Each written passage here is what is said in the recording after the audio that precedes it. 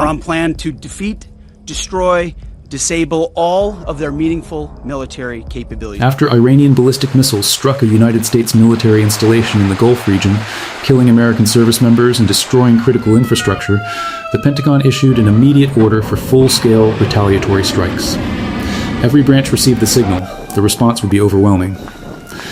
At Whiteman Air Force Base in Missouri, the alert klaxon sounded inside the B-2 Spirit bomber compound. The base went to full combat readiness within minutes. Security vehicles sealed the perimeter roads leading to the hardened shelters where the stealth bombers were housed. Ground crews were already inside the shelters working on the aircraft before the pilots arrived. The massive hangar doors rolled open one by one. Inside each shelter sat a single B-2 Spirit, its dark, angular airframe filling the enclosed space. Maintenance teams swarmed over the aircraft. Panels were opened along the underside of the fuselage, exposing the twin internal weapons bays. Weapons loaders rolled in carrying GPs, guided bunker-busting bombs on hydraulic lift carts. Each munition was raised into the bay and locked onto the rotary launcher assemblies. One bomb at a time, carefully aligned, secured to the mounting lugs, wiring harness connected, data link confirmed. The arming pins stayed in with their red warning flags dangling beneath the fuselage. Each B-2 carried a full combat load. 16 precision guided munitions per aircraft, every single one targeted at a hardened underground facility inside Iranian territory. While the weapons bays were being loaded, another team connected the single-point refueling nozzle to the port behind the nose gear. JP-8 flowed into the internal fuel tanks. The B-2 would need every drop. The mission profile called for a non-stop flight from the continental United States to the target area and back, over 30 hours in the air with multiple aerial refueling contacts along the route. Fuel gauges were monitored until the tanks read full. The hose was disconnected, the fuel cap sealed, and the truck pulled away. The pilots arrived at the shelters in a crew transport van, 2 aircrew per bomber. They stepped out carrying their flight bags, helmets, and mission binders. Each crew had already spent the last 90 minutes in the mission planning cell, going over target packages, ingress routes, threat envelopes, refueling tracks, and egress corridors. Every waypoint was programmed, every contingency briefed. They walked to the crew access ladder on the left side of the aircraft, climbed up, and lowered themselves into the cockpit. The canopy remained open while they ran through the pre-flight checklist. Avionics powered up, flight management systems initialized, terrain following radar tested, electronic warfare suite activated, defensive systems confirmed operational. The ground crew chief stood beneath the nose and communicated with the pilots through a headset plugged into the external intercom panel. At the same time, across the country at multiple Air Force bases, F-15E Strike Eagles squadrons received the scramble order. Pilots and weapons systems officers ran from the squadron building to the flight line. They crossed the tarmac at a full sprint, flight gear bouncing against their bodies. Ground crews had already removed the engine intake covers and pulled the wheel chocks. The aircraft were loaded and waiting. Air-to-ground missiles hung from the conformal fuel tank stations. Laser-guided bombs occupied the centerline and wing pylons. External fuel tanks were mounted on the inboard stations for extended range. Each F-15E carried a mixed combat load designed for destroying enemy air defense sites, radar installations, and command bunkers. The pilots climbed the boarding ladders and dropped into their seats. Harnesses buckled, helmet visors down, oxygen masks connected. The weapon systems officers settled into the rear cockpit and began bringing up the targeting systems.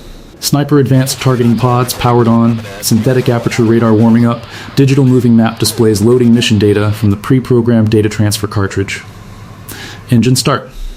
The first F-15E's twin Pratt and Whitney F-100 turbofans spooled up with a deep rising whine that echoed across the flight line. Then the next aircraft started. Then the next. One after another, the Strike Eagles came to life. Navigation lights on, anti-collision beacons flashing. The aircraft began taxiing out of their parking spots in sequence, nose to tail, forming a long line on the taxiway heading toward the runway. The first F-15E took the runway. The pilot held the brakes, pushed both throttles to full military power, then into afterburner. The twin exhaust nozzles erupted with blue-white flame. The brakes released, and the aircraft rocketed forward down the runway, nose rotating up, main gear lifting off the concrete. Gear retracted. The Strike Eagle climbed steeply into the dark sky, afterburner cones visible for miles. 12 seconds later, the second F-15E was rolling. Then the third. Then the fourth. An entire squadron launched in under 8 minutes. They formed up in pairs at altitude and turned east, heading toward the first refueling track over the Atlantic. Meanwhile, back at Whiteman, the B-2s were ready. Ground crews removed the arming pins from the weapons bays. The red flags came off one by one and were handed to the weapons officer for count verification. Every pin accounted for. The crew chief pulled the external power cable and unplugged his headset. He stepped back, gave the pilot a thumbs up, and signaled the aircraft was cleared for engine start. The 4 General Electric F-118 turbofan engines started in sequence, 2 on each side, buried deep inside the airframe. There was no visible exhaust glow, no afterburner, just a low, steady hum that grew in intensity until the aircraft was vibrating with contained power. The B-2 rolled forward out of its shelter and onto the taxiway. In the darkness, the aircraft was nearly invisible against the night sky. Only its navigation lights marked its position as it moved toward the runway. The first B-2 Spirit lined up on the center line. The pilots ran up the engines, brakes released. The bomber accelerated smoothly down the runway, its wide flying wing shape lifting off the ground with an almost silent grace. It climbed out and disappeared into the darkness within seconds. The second B-2 followed 3 minutes later, then the third. 3 stealth bombers now airborne, heading east in a spread formation at high altitude, radar cross-sections smaller than a bird, on any detection system. Over the Atlantic, KC-135 Stratotankers were already orbiting on their assigned refueling tracks. The big tankers flew in racetrack patterns at 26,000 feet, trailing their refueling booms behind the tail. The first flight of F-15E Strike Eagles approached from below and behind. One by one, the fighters slid into position beneath the tanker. The boom operator, lying prone in the rear of the KC-135, guided the telescoping boom down toward the fighter's refueling receptacle. Contact. Fuel flowed. Each F-15E took on several thousand pounds of JP-8 before disconnecting and clearing the way for the next aircraft. The process repeated for every fighter in the formation. Once topped off, the Strike Eagles reformed and continued east. Hours later, the B-2s reached their own refueling track over the eastern Mediterranean. A KC-10 extender tanker was waiting. The stealth bombers, flying at night with no external lights except for a small formation strip, moved into position one at a time. The refueling boom connected to the receptacle on top of the B-2's fuselage, just behind the cockpit. Fuel transfer began. The bomber's internal tanks filled slowly. The process took nearly 20 minutes per aircraft. Once complete, the B-2s disconnected and descended to their ingress altitude, dropping below radar coverage as they approached Iranian airspace. At the Forward Operations Center in Qatar, staff officers tracked every aircraft on the digital battle board. Blue icons representing American aircraft moved steadily toward the target area. Red icons marked known Iranian air defense positions, radar sites, surface-to-air missile batteries, command and control nodes. The timing had to be precise. The F-15E Strike Eagles would hit the air defense network first, blinding the enemy's radar and destroying their missile launchers. The B-2s would follow immediately behind, penetrating the gap in coverage and striking the underground command bunkers and hardened missile storage facilities that no other aircraft could reach. The F-15E flight lead checked his targeting display. The first target was an Iranian long-range early warning radar station.